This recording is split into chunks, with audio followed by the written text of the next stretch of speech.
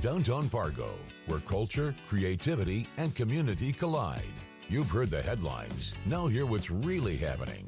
Bringing the best of Broadway direct to you. The stories, the people, and the places that make downtown the heartbeat of our city.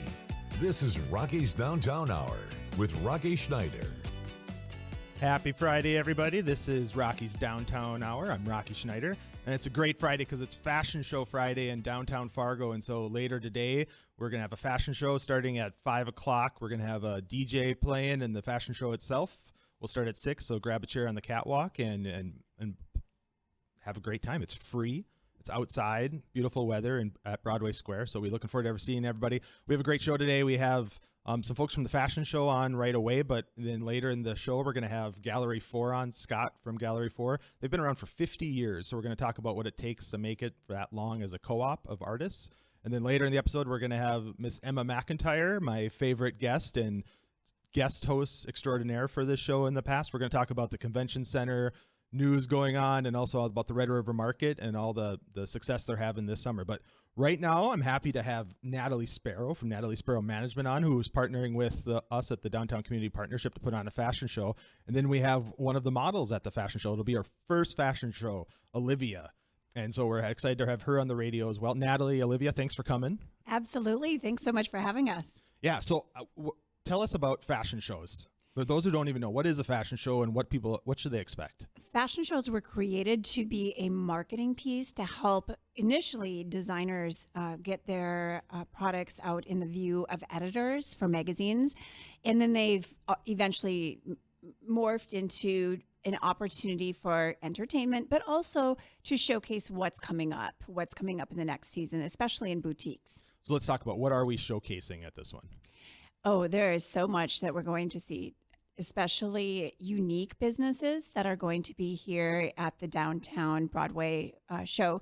One thing that really caught my eye was interesting fabrics and fibers. Joy Studio is one of our sponsors who has vintage fibers that they make into fabrics out of China, and she makes them then into clothing, and she even weaves her own hats. She does her own embroidery.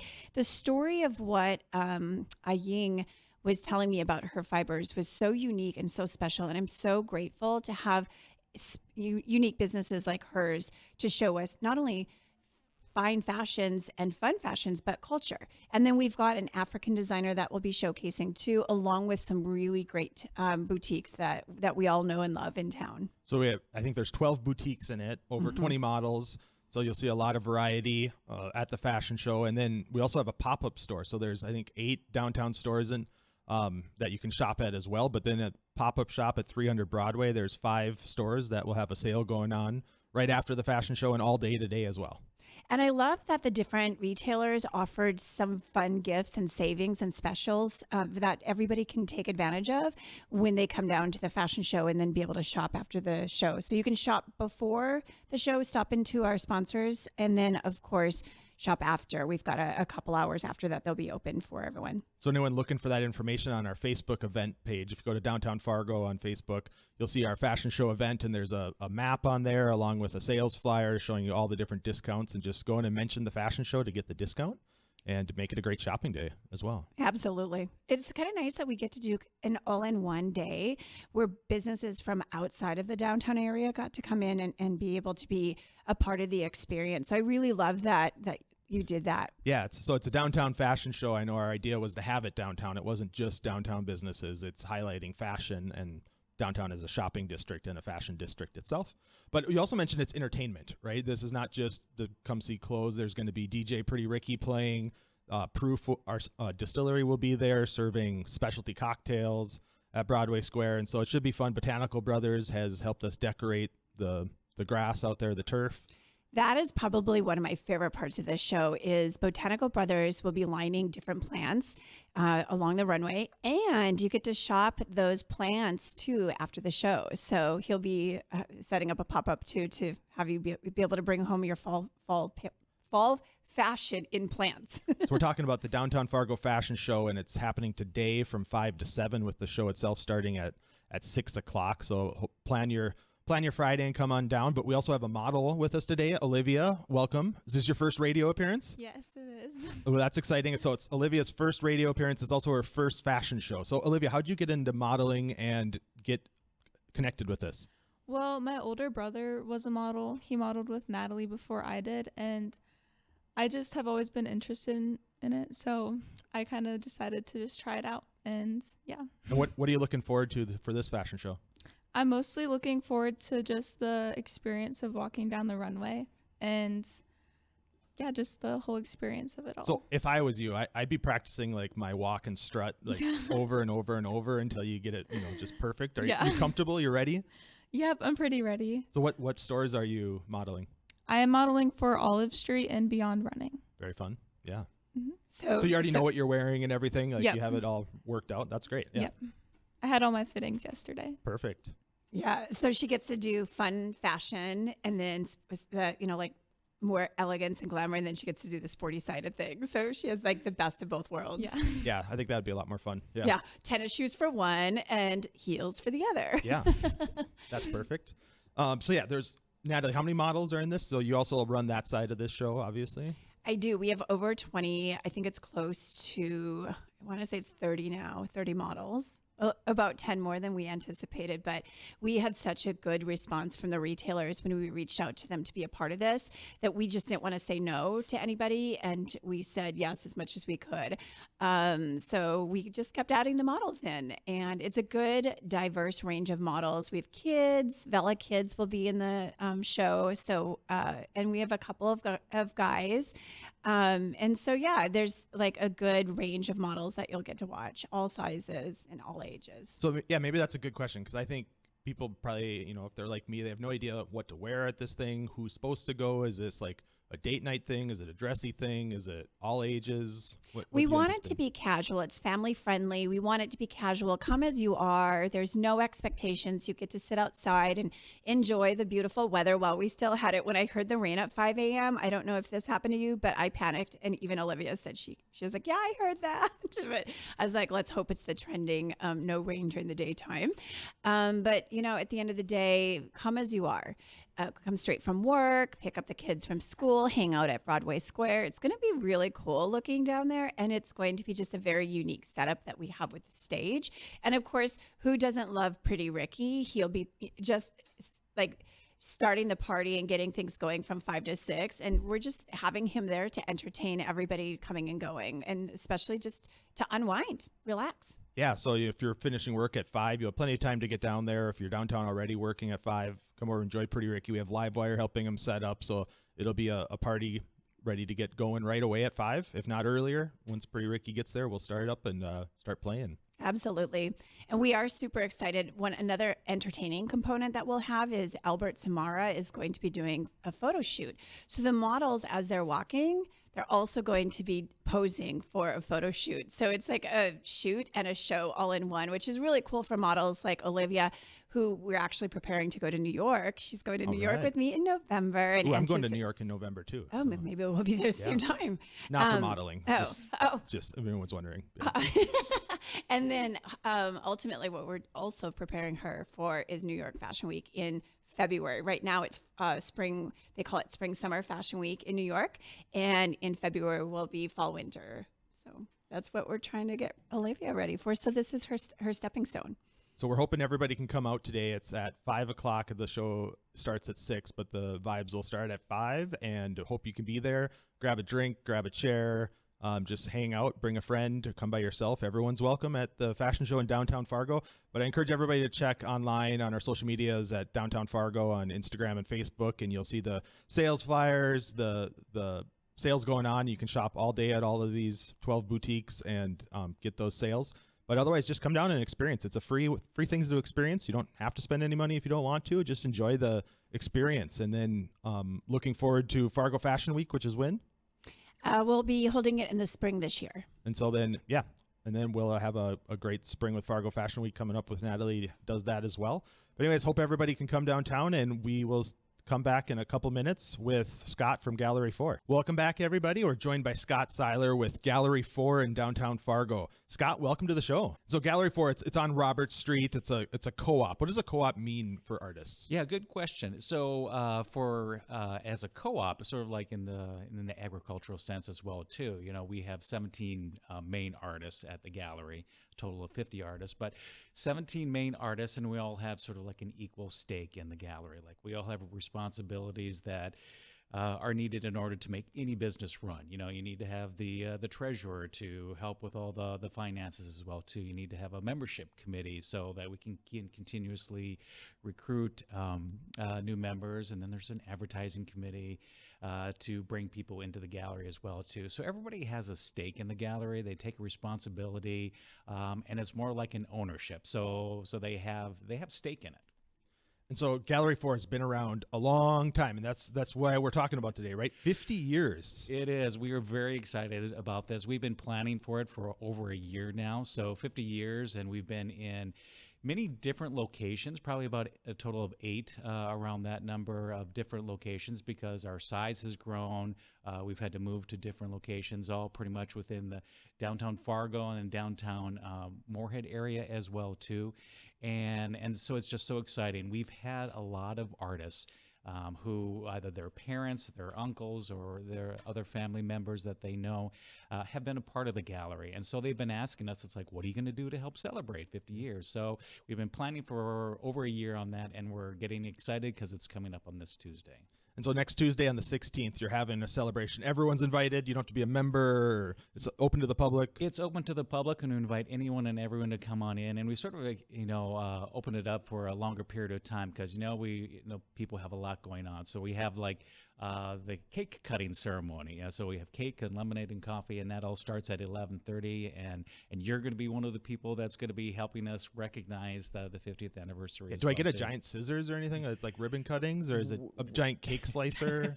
Yeah. Each of you are going to take a piece of cake and put it on each other's face. No, just. But you're going to have other, I'm not the celebrity that's there. You're going to have Commissioner Kolpak will be there, and she will be there. Charlie Johnson from the Visitors Bureau. Charlie and I could feed each other cake, maybe. It's true. Like we're Tana getting married Planich from the Arts Partnership. She will be here as well too.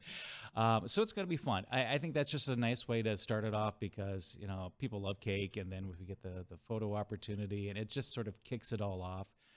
So that goes from 11:30 until 3, and then starting at 3 is more of a reception with hors d'oeuvres and beverages as well too. And if you want more information about the gallery at 5, you're doing like a history presentation about. We are. There's a lot to talk about the gallery, and they put together a 50-year timeline. So a committee has been doing that, and it's just amazing. It's a nice area to take a look at. And if you don't know what's been happening in the past 50 years, it starts when we started in 1975 on Main Avenue, and then shows all the other locations and things that have gone on throughout the country as well too. Monumental events as well too, to sort of like add it up into the timeline itself. Do you have any sort of former artists, old artists coming back for the event or anything like that are like special guests? We actually do. We have 12 founding members who started the gallery in 1975, and one of the artists will be there to talk about, and that's Jackie Anderson. She's a retired art teacher. She's well known in the community, and not only does she have some of her work on display in our pop-up room, but she's going to talk about the gallery and all the trials and tribulations and why it was important for her, why was it important for her art students, and most importantly, why was it more important for other artists in the community to have a gallery like Gallery 4, and what it took. I mean, she has so many stories. She is not at a loss of words, so she's going to be very entertaining. I think people underestimate what galleries do for like a downtown or for a community because when you go visit somewhere, you want to go walk around, you want to stop in, you want to buy knickknacks, but then you also might walk away with a beautiful piece of art. And galleries are always that tourism destination when you're in a downtown for work or anything else and just walking around. It's not just local visitors, but visitors from all over the place. And I always tell people about Gallery 4 is you can go there and, buy a sort of a mantelpiece if you want, but then you can also, you have a tourism section, you have smaller postcards, you got a sweatshirt I know I bought as a gift once. So if you're looking for anything from small to large pieces of art to represent that, you can find it there. Yeah, definitely. We get a lot of tourists who come in. They're either traveling, by car, so they drive in from the states, or even out of country. We get a lot of visitors, so it's sort of an attraction to them. And those who are flying, sometimes they're looking for a smaller piece of art, like you said, a keepsake of their time while they're in Fargo, Moorhead, in North Dakota and Minnesota. And so it's something that they can easily pack in their luggage or carry on as well too. So hopefully this isn't a gotcha question, but I have no idea. Why is it called Gallery 4? What's the 4? I did my research. Yeah, good. So I talked to a couple of Jackie and the founding members and some of the more senior members of the gallery. And the reason why it's called Gallery 4 is we started out on Main Avenue in Fargo in the DeLandrese's building, and we were on the 4th floor. So they decided to add a little creativity to it and a little nostalgia, possibly. And so that's why the original name came as Gallery 4, and we've kept it ever since. Well, that's exciting. So we're talking with Gallery 4, who's having 50-year celebration. That's a long time for any business, any group, any organization to be around. So, I mean, congratulations to you that you're going to have an event next Tuesday on Robert Street. What was the address on Robert Street again? 115 Robert Street. 115 Robert Street. And so you can come really anytime. Starts at 11:30. Stay all day and get wine and cake to start, and or wine and cheese to end it, and cake and lemonade to start. Looking forward to being there for the celebration. And you maybe name some of the other artists that are in the So we have right now. a total of 50 artists, 17 main artists as well too. So pick your favorites. Just kidding. Oh, they're all my Get you in favorites. trouble, It's just yeah. like my children. It's like they're all my favorites, right? The biggest thing that we have is we have members who have been there for several years, like Bill Damon and Kathy Luther. They've been with the gallery for the longest period of time. And then we have new artists as well too. And we also have a fresh variety of different mediums. So it's just not one type of art, whether it's painting or photography or ceramics. It's a variety. So I think anytime you stop in there, it's going to be a fresh look. The artists are excited. They've been gearing up on what they should be talking about and sharing. And so it's going to be a fun evening.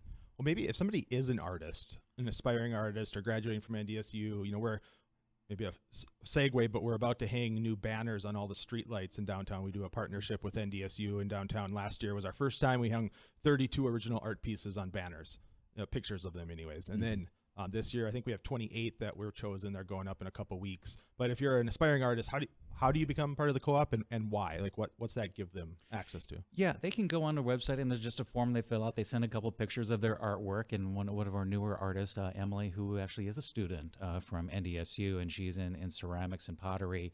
And she just sent in her photos, and we give people, whether you're an established artist or you're an emerging artist, we give them the opportunity to publicly display their art. So, Emily's busy with school, and that's great, but she still wants people to come in and see her work.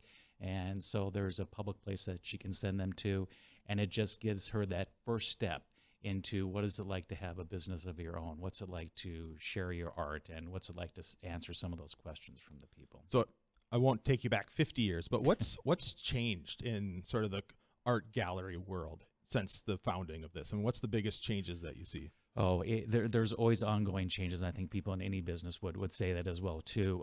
The biggest thing that we've probably seen is that people have more access to it, and they want more information about art.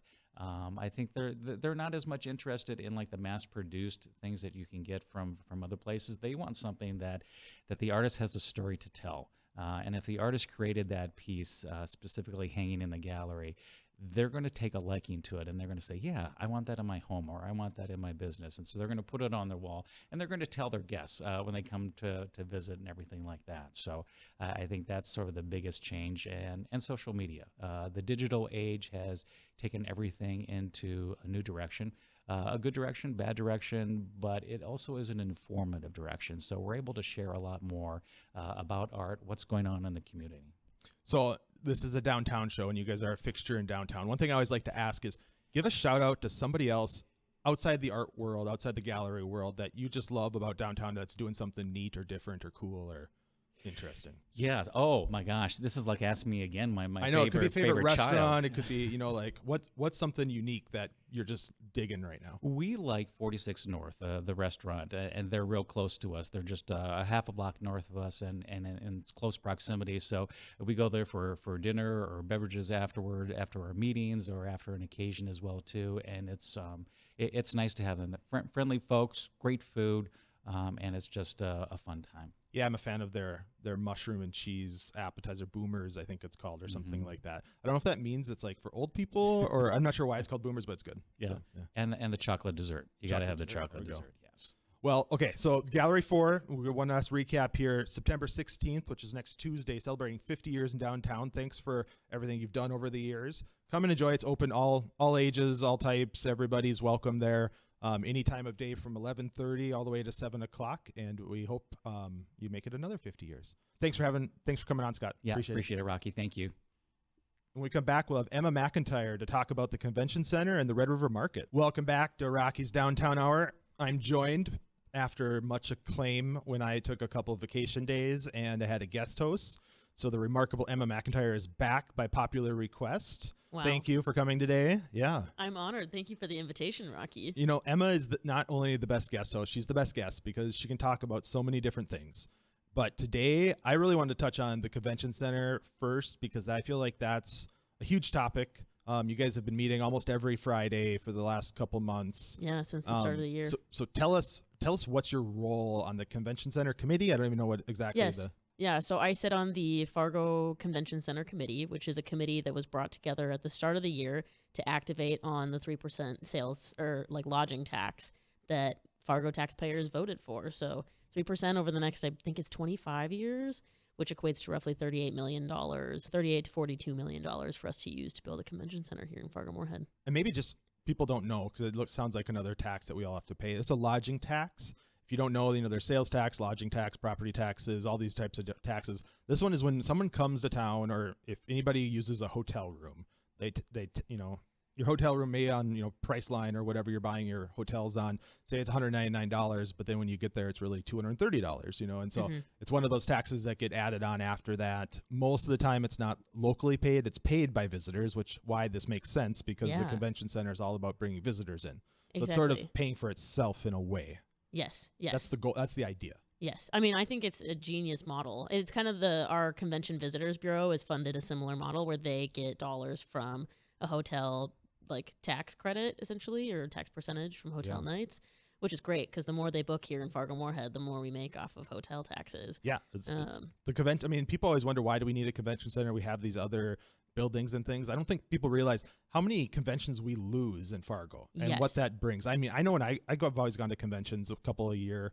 I spend money because I'm there by myself or bored or there with friends, and you go out to eat, go out to whatever, and you spend money. And our tourism, tourism here in Fargo-Moorhead has a substantial impact on our economy. It supports our small businesses. It allows us to facilitate more entertainment experiences here in Fargo-Moorhead. We make a considerable amount of money off of tourism. We all benefit from it. We all benefit from it, and something like a convention center would increase that number in addition. So if people haven't watched, I encourage you to watch because it is a big thing for Fargo. Yes. I mean, I remember when I was young and the Fargo Dome got built, that changed Fargo for a long time. It brought in all sorts of acts, and just opportunities for people.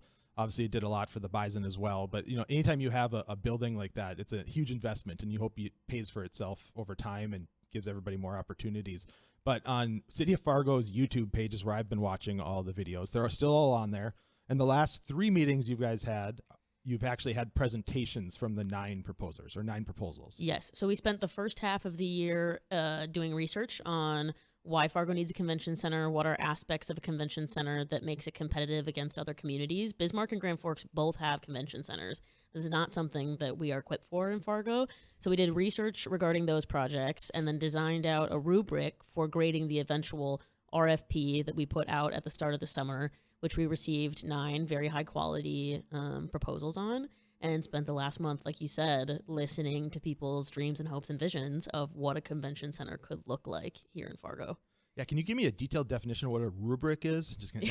It's one of those words that until you're involved in something like this, nobody's ever used it in a sentence until like you're like, oh, it's a rubric. Okay, yeah, we all know what that means. Yeah, exactly. Like it's in a way school, to measure it, right? And exactly. So, what's the voting process? Like, do you Yes, so we're put doing your head down and thumbs up, 7-up type thing? Yeah, we're doing 2 rounds. I think that's a great question to ask. How are we devising as a committee which proposals move forward? So this rubric was designed with like 3 separate sections involved of what is the budget, who's the team that's involved, and we grade it essentially on a scale so that way we can better compare each proposal to one another. And it's based off of the proposals that they submitted, and then it was honestly of great benefit to listen to each of them share their proposals in person. So they had, I think it was 30 minutes for each proposal to share their vision, a little bit more on their financials and the team that would be behind each project. Now, this is a 2-round process. The first round is very heavily focused on the site, I think is what is most interesting in this project is where is something like this going to go? Because wherever it lands, it's going to have a substantial impact in that area. Yeah, and I think they were all interesting because they were all different. Yeah. It wasn't apples to apples. No. And so your work is not easy, but that's obviously why you have 2 rounds as well, right? 'Cause Yes. it's somewhat easier maybe to eliminate some and some will rise to the top. They always do in these type of things. Yes. And that's where I'm personally grateful for the rubric is because it allows us to be able to score them against one another based on the criteria that we've already decided is important for a project like this in our community. So there's this first round of sort of voting or grading or judging or however you want to say it. Then there's the second round where you'll do this again. You also have a consultant that's independently grading it. But ultimately, the city commission, elected officials pick. Yes. Ultimately, the decision goes back to them, to my understanding. And they do, each of our city commissioners sits on the convention center committee panel. So we've got representatives from all facets of the event industries. And then all of our commissioners are sitting on the panel as well. So they've got a good understanding of why a convention center is important, what we're looking at grading for, all that jazz. So we're talking about the Fargo Convention Center, and one of the things I've seen the question online a lot, how do people give input? And I maybe just to address that first, this is all set up to get input, right? The original input was the public vote. Yes. That the people wanted to pay for this through lodging tax. Yes. Second, elected officials get the final say. So you have your say through that, but to give these additional layers, you and 4 or 5 others are on the committee in addition to the elected officials that you're all from the public. You're not from an interested party or anything. You're supposed to be representative of the public, so they can contact any of you, obviously, but you're supposed to be representative of yourself. But you can contact any of your city commissioners or anybody on the convention center if you have something that you want to weigh in on. Yes, absolutely. And we have received feedback via email online. I mean, I very much so welcome it. It's really interesting to hear people's thoughts and opinions. I mean, I live in one neighborhood of Fargo Moorhead.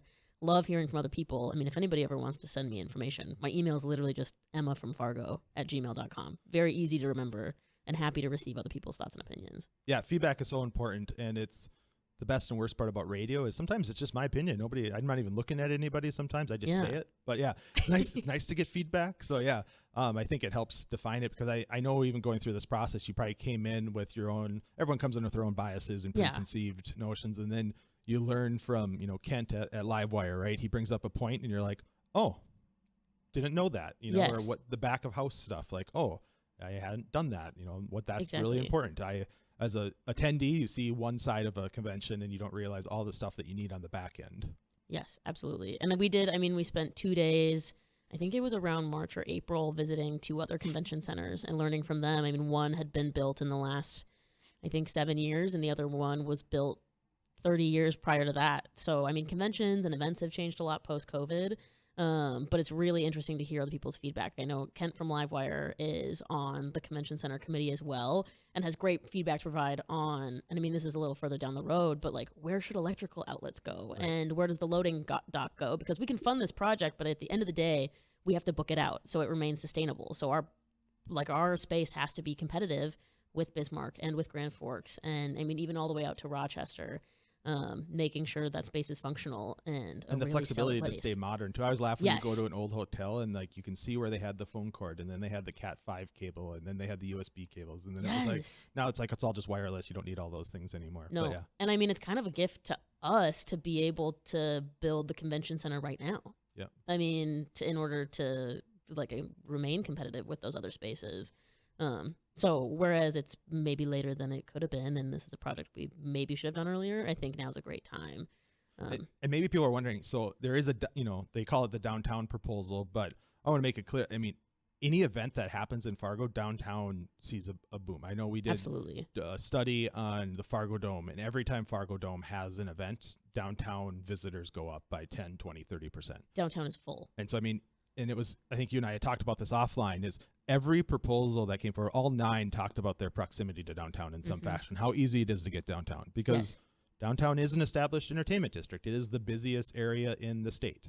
Yes. And so, I mean, I think it's a factor in every decision, regardless of how close or on top of you are. Yes, exactly. And I know I took my team at the Downtown Community Partnership this summer after Street Fair. We went with a couple members of our board down to Minneapolis and met with Visit Minneapolis, who runs the convention center in downtown Minneapolis, and kind of asked all the questions, good and bad, about what this means for downtown, how do they integrate with hotels, how they integrate with restaurants, what it does for the community, how they work with area, not just their own cities, but how does this, another word you never use except for in these discussions, the compression on the hotels and how it means everybody around does better. Yes, exactly. I just think it's so important. So, okay, what's the next step?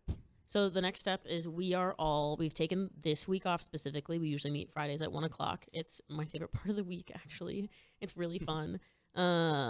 We are taking this week off to score all of the proposals we've seen so far, with a due date by the 17th to have our grading in by, and then we'll discuss in our next meeting kind of what we learned, comparing our scoring to the scoring of the independent consulting group that reviewed the presentations. And okay, so the tough question. As Emma is going through the scoring, what are you looking for? What's the most important thing to you? I mean, to me, I think it has to be a space, and I've said this in some of my answers so far in our conversation today, that is competitive with Bismarck and Grand Forks. Is financially feasible, because that's important. I mean, I don't think it's a secret that we're working on a limited budget, but I think it's forcing people to be creative in the proposals that they're showing us, which is what is making this process so interesting. I do think proximity to entertainment is important as like an event booker, and that's feedback that we've received is why it's on the rubric. But those are kind of the key things that stand out, is that financial sustainability, and then additionally making it a really stellar experience that makes people want to come back year after year. Like, how do we get more Rumble on the Reds here in Fargo, because they have a big impact on our economy? Well, Emma McIntyre with the Convention Center Committee in Fargo. Look on YouTube, City of Fargo site. You'll see it all. Emma's going to be back with us on the next segment, and we might transition to talk about other downtown events like the Red River Market. But thank you for coming on, and we'll be back in a couple minutes. Heck yeah. Thanks, Rocky. Welcome back. Hope everyone's having a great Friday. I'm having a great Friday because you get a 2-for-1 deal here with Emma McIntyre and I on Rocky's Downtown Hour. And now we're going to talk about this downtown season. The summer has been amazing. Incredible. I think the weather, I mean, not just to be boring and talk about the weather, but the weather's really cooperated. It's been never really too hot or too cold. It's been pretty tame. Yeah. And the rain comes in the morning and cleans stuff up, and like it did this morning. And then the rest of the day is beautiful. I know we had our lemonade crawl a couple weeks ago, and it was the second busiest day behind Street Fair or second busiest Saturday. And I was just looking at our traffic data. Traffic, when I say traffic, I mean pedestrian data downtown, and daytime traffic in downtown Fargo is up during the market hours. Something like, the market traffic is up like 20-25% this year, and I think the sales are seeing the same thing. Yeah, absolutely. We're seeing it through our vendors, and the fact that spending at the farmers market is up by $200,000 this year in comparison to where it was last year, which is very reassuring. I mean, it makes vendors in a good mood during market days. Our team is stoked. Yeah, I mean, no secret.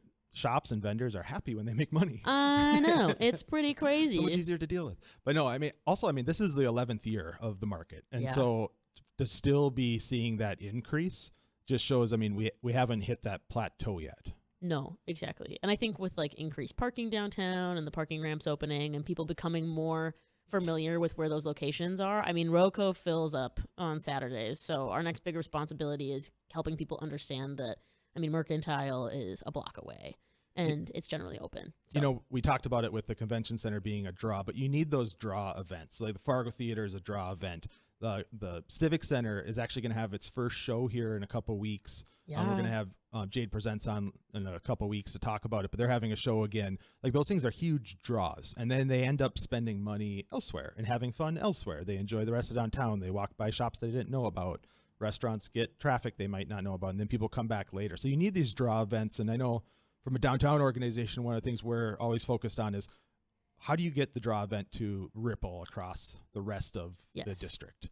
And the market, I think, has done a good job, orientating and working with local businesses to try to figure out how do you get them to engage with all the pedestrians out there? Yes, absolutely. Because I mean, marketing in a downtown space is different than marketing over in South Fargo. You have that pedestrian traffic, and it attracts in a different way.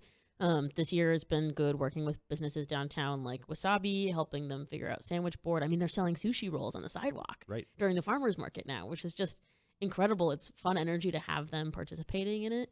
But yeah, I mean, overall energy has been very high downtown, and we know that something like the farmers market has a positive impact on downtown. So if vendors made $1.3 million last year through the farmers market season, I think that means downtown Fargo is an estimated like $1 million economic impact is kind of the equation we use. Yeah, which is fun. And I think a part of those events that are draws is that they're regular, that they happen regularly. Like, a part of the magic of the farmers market is the fact that it happens every single Saturday, and it is more predictable. Yeah, I mean, I go to at least half the markets, but I do miss some. Don't tell your friends at Folkways, but but I realize when I miss one, I don't necessarily have that fear of missing out because I know it's there next Saturday too, and so it's regular is so important.